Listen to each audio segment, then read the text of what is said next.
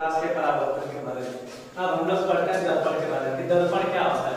दर्पण क्या होता है कि जब किसी पारदर्शक माध्यम जब किसी भी पारदर्शक सतह या पारदर्शक माध्यम का एक पृष्ठ क्या कलई कर दिया जाए तथा दूसरा पृष्ठ परावर्तक बना दिया जाता है। लेकिन जब किसी भी पारदर्शक माध्यम का एक पृष्ठ कलई कर दिया जाए तथा दूसरा पृष्ठ पारदर्शक बना दिया जाता है तो वहाँ युक्ति हमारी दर्पण कहलाती है। दर्पण क्या होता है, जैसे हमारे पास हमारे लिए शीशा है। अब शीशा में क्या पानी में प्रकाश किरण आर पार जा सकते हैं, लेकिन इसी को हम लोग क्या करते हैं, एक तरफ कलई कर दें और दूसरा पृष्ठ वैसे ही छोड़ देते हैं। जब प्रकाश किरण इस पे पड़ती है तो टकराने के पश्चात उसी माध्यम में वापस लौट जाती है। यानी कि ये एक प्रकार की युक्ति बन गई। मतलब कि जब किसी पारदर्शक सतह का एक पृष्ठ कलई कर दिया जाए तथा दूसरा पृष्ठ परावर्तक बना दिया जाता है तो वह युक्ति हमारा दर्पण कहलाता है। अब दर्पण हमारे मुख्यतः दो प्रकार के होते हैं। एक हमारा होता है समतल दर्पण, एक हमारा होता है समतल दर्पण और दूसरा होता है गोलीय दर्पण। तो समतल दर्पण और गोलीय दर्पण के बारे में हम लोग पढ़ते हैं। तो समतल दर्पण क्या होता है, मतलब कि समतल दर्पण ऐसे दर्पण होते हैं जिनका परावर्तक पृष्ठ एक समान होता है। यानी कि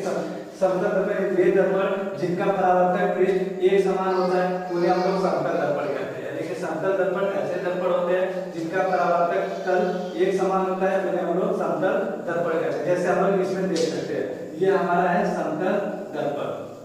अब इसका जो परावर्तक पृष्ठ है वो बिल्कुल क्या एक समान है। जब किसी भी दर्पण का परावर्तक पृष्ठ एक समान होता है तो वो हमारा समतल दर्पण कहलाता है। और दूसरा हमारा होता है गोलीय दर्पण। गोलीय दर्पण क्या होता है कि ऐसे दर्पण जिनका परावर्तक पृष्ठ कैसा हो, गोल हो। लेकिन ऐसा दर्पण जिनका परावर्तक पृष्ठ गोल होता है उन्हें गोलीय दर्पण कहते हैं। जैसे इसमें हम लोग देख सकते हैं एक गोलीय दर्पण ये है, एक गोलीय दर्पण ये।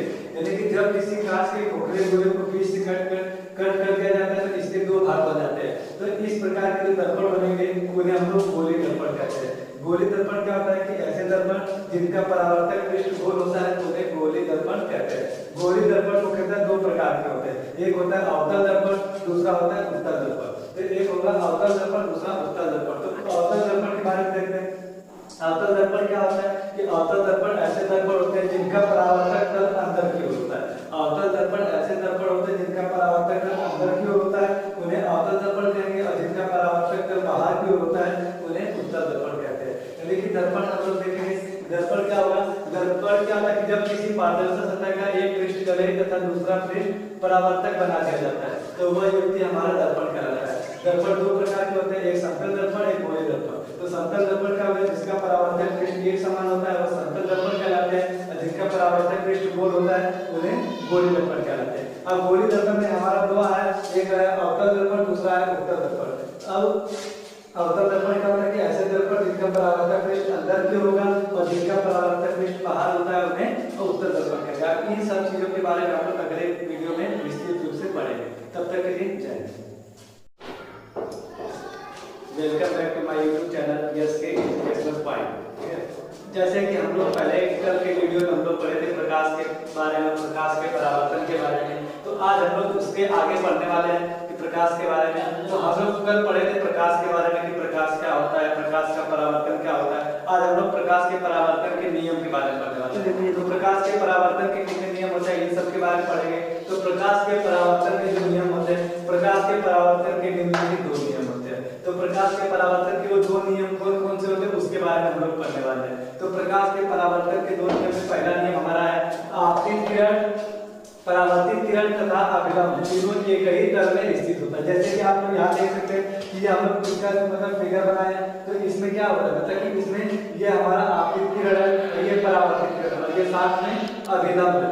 तो आपतित किरण, परावर्तित किरण और अभिलंब ये तीनों की तीनों कहाँ है, एक ही तल पर स्थित है। तो परावर्तन का पहला नियम जो होता है वो क्या होता है कि आपतित किरण, परावर्तित किरण तथा अभिलंब तीनों एक ही तल में स्थित होते हैं। तो जैसा कि आप देख सकते हैं कि ये आपतित किरण है, ये परावर्तित किरण और ये अभिलंब है, तीनों एक ही तल में स्थित है।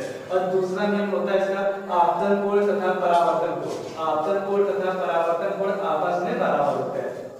परावर्तन का दूसरा नियम होता है कि आपतन कोण तथा परावर्तन कोण आपस में बराबर होगा। यानी कि कोण R इक्वल टू कोण I, यानी कि angle R equal to angle I। जहां एंगल R हमारे क्या होता है एंगल ऑफ रिफ्लेक्शन, यानी कि परावर्तन कोण, इसको बोलेंगे परावर्तन कोण। और एंगल I हमारा होता है अपवर्तन कोण, आपतन कोण। ये होता है हमारा आपतन कोण। यानी कि हमारा आपतन आपतन कोण तथा परावर्तन कोण आपस में बराबर होता है। तो परावर्तन के दो नियम हमने देखा। पहला नियम होता है कि आपतित किरण, परावर्तित किरण तथा अभिलंब तीनों एक ही तल में स्थित होते हैं। और दूसरा होता है आपतन कोण तथा परावर्तन कोण आपस में बराबर होते हैं। ये जैसे कि हम लोग इसमें देख सकते हैं। तो इसमें क्या लिखा है कि जो आपतित किरण, परावर्तित किरण तथा अभिलंब ये तीनों का होता है एक ही तल में स्थित होगा और जितना कोण आपतन कोण का होगा उतना ही कोण परावर्तन कोण का होता है। ये हमारा परावर्तन के नियम है। अब इसके आगे इसमें एक चीज इंपॉर्टेंट होता है स्नेल का नियम। स्नेल का नियम, स्नेल का नियम क्या होता है?